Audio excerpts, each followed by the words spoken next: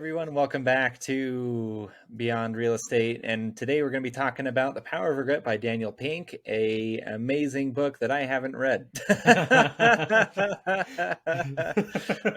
We're just a little peek behind the blinds. We don't have time to read one book every single week. But I have read But it. I have read it. yes, yes, Yeah. yes. We that's one rule we like to keep, is at least one of us has to have read it. But Daniel Pink has wrote just another amazing book, The Power of Regret.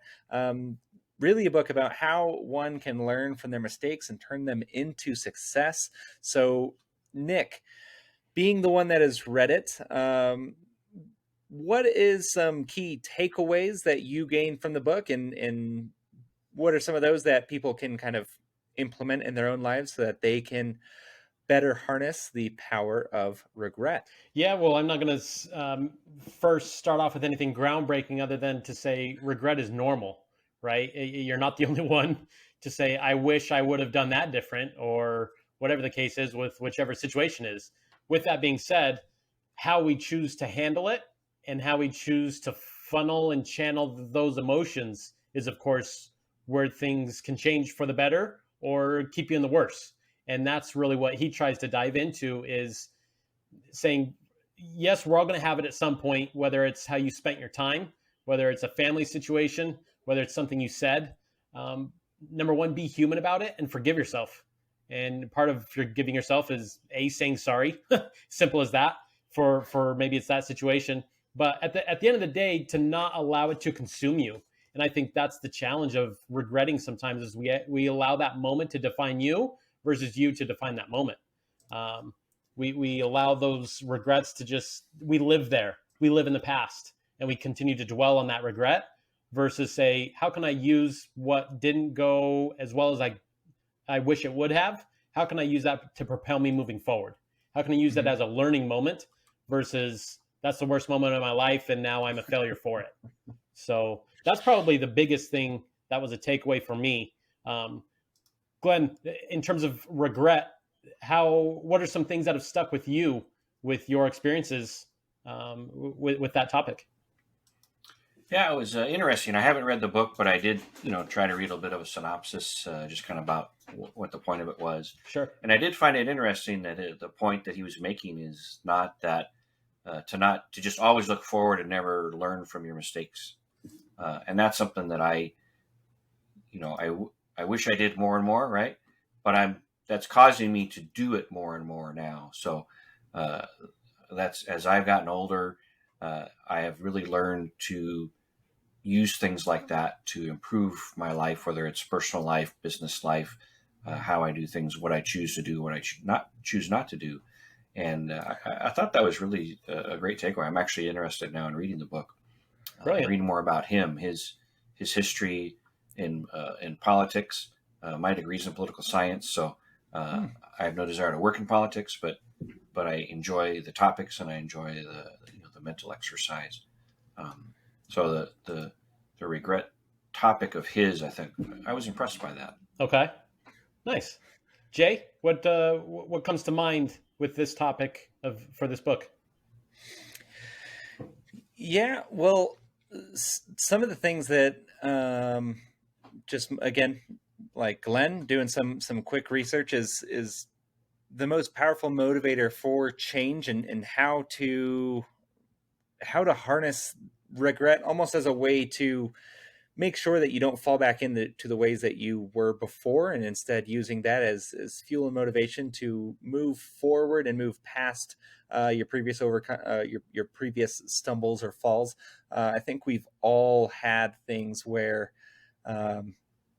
you're starting new in something, you learn about a new way to do it, and then you're like, that way is 10 times better. And you kind of get this sense of regret of like, I could have been doing it that way this whole time. My life would have been 10 times easier. Why didn't I just do that from the get-go? And it's like, well, you can kind of take that two different ways. You can either just view yourself as a victim and being like, well, I didn't do it that way, so now I'm a failure now, and this is I just messed up. Or you can use it as that it was inevitable that I wouldn't know everything, and so I'm failure is inevitable, as you were saying, Nick, it being one of the core concepts of this book. And so using that as, oh, there's a better way to do this, that's now just going to make me want to push even harder to continue to find the things that I could be doing better, or find different ways to do something that makes my life easier, or whatever task I'm doing more efficient. So I think that that's a really cool concept to implement in your daily life, no matter what you're doing, whether that's a new hobby, being a parent, as we talked about, learning from one kid to the other, understanding that they're two different people, and learning from that along the way, and not just viewing yourself as purely a failure in that facet, but instead understanding that the only reason, the only way that you fail is if you don't learn from that and kind of grow with it. Nick, so I know that he talks about clearly regret can be used as a powerful force for good in our lives. What were some of the concepts that you kind of took away of ways that he talks about implementing those, and how you can kind of make sure that that is something that you can fortify yourself with whenever you do have those failures or you are experiencing regret? How can you actually take that and use it as a good, instead of just maybe learning from it? That's cool, but Right. how can you actually use it? Sure. Well, before I answer that question, you brought up a word, failure, and something that stuck with me from a prior coach. He mentioned failure is not a problem. How you handle failure can be a problem, right? If you don't deal with it, it's going to deal with you, and you're going to fail again. So I thought that was, I just wanted to ring that in, because that's something that's always stuck with me. As you alluded to, failure is not the issue. How you handle it becomes the issue. But to answer that question, how can we use that regret? It can increase the likelihood for better decisions, right? If you use regret in the right way, it can increase performance. It can give you a deeper meaning of something if you know how to channel it. And I think to come to those conclusions with anything, you have to have self-awareness, right? You have to be mindful enough to take a step back, and again, not quickly define you with the outcome of, I regret doing that, and now that defines me. That I think all of us are guilty of doing to some extent. But it goes back to that self-awareness piece of saying that doesn't have to be the way forward. Similar to our first topic today was getting good grades. A grade tells you where you are at that point in time. It does not define where you're going to end up. And I think regret can be similar in that it gives you a snapshot of where you are. You feel bad for it and the feelings that come with it, but that doesn't have to define your future. You don't have to regret for the rest of your life. Again, you can start with the apology if it became something you said. It can start with the admittance of, I was wrong and I need to do this moving forward. So it can be a new beginning versus an end. And again, It comes back to perspective and self-awareness to allow that to happen and to shape itself. Yeah, and I think we've all seen those people that are those kind of double down people, where you're like, you're so wrong in this. And they're just like, no, I'm not. And this is just who I am now. And you're like, you're making yourself a worse person. Just apologize for the one thing, or just change that one aspect. Don't let it define you. Right. Like, just take a step back. You don't have to be that angry person slamming cupboards every time. It's like, just because you did it that one time and made everyone feel very uncomfortable doesn't mean that that's now how you have to handle every situation. And just being like, well, this is who I am. It's almost like a cop-out. Yeah. Is really what he's pushing, it sounds like, is to just allow for regret to now become a personality trait, or to define where you are and where you are going to be moving forward. You're now taking the lazy way out. You're saying, yep, this is the way that I handle it. I already know how to handle situations like this, and I'm just going to keep doing it. Even if after the fact I regret that I acted that way. I think athletes, we've talked about sports and coaching, there's some athletes that you're just like, why are you like this? Like, why do you blow up? Why do you yell at the umpire? Why do you headbutt the other teammate? Why? It's some Zinedine Zidane reference from 2006. Why is this who you are? Like, you can just be a nicer person, but instead you fly off the handles every time. Glenn, I'd love to hear your perspective on having two kids that have, grown and are out of the house and moving on with their lives in that facet, how you can kind of help guide them when you see something like this coming from them. You're like, you don't, you see some a behavior that you're like, I don't want this to be something that defines you. What's one way that we can kind of take the concepts of this book and apply them to the people that we're in charge of for their well-being and becoming better people? Yeah, I think actually Nick had a great point. That was really, again, back just to the coaching of failure is normal, right? And it's how you view failure that makes a difference. So if you view failure as a learning opportunity, if you view failure as a way to see what not to do, then it can actually be a benefit for you. Meet the Robinsons is one of my favorite Disney cartoon flicks because it's all about that. It's all about, and they actually celebrated failure because that was a learning process. You actually learn more when you fail. You learn more when you do it wrong, unless you close your mind to the learning. So, for me, with your kids don't always listen to you, so you tell them lots of things. And I try to just be gentle breezes at this point in their life of just, giving them information so it bounces around their brain and hopefully comes out at some point. But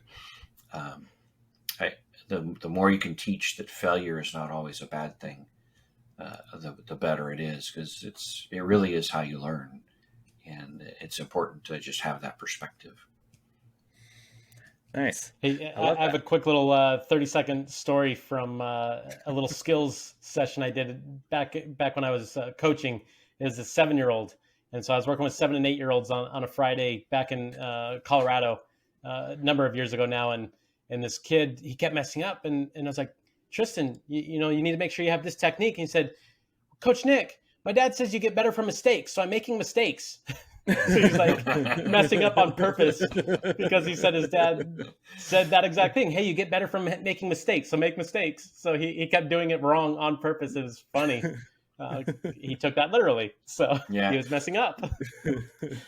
That's the difference in how people learn and interpret things. There's some people that are very literal, and you tell them, and they just that's what they do. So that's what you have to learn as a coach is who's that way, and be careful on what you tell them. Right.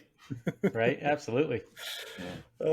Love that. Well, that on that cute little story note there, maybe not everyone purposefully do things wrong, but try your best and be okay if there is a mistake and learn from that mistake. Yeah. Glenn, thank you for joining us today. But before we're going to let you go, Nick is going to put you on the hot seat, which is something that we did not tell Glenn to expect.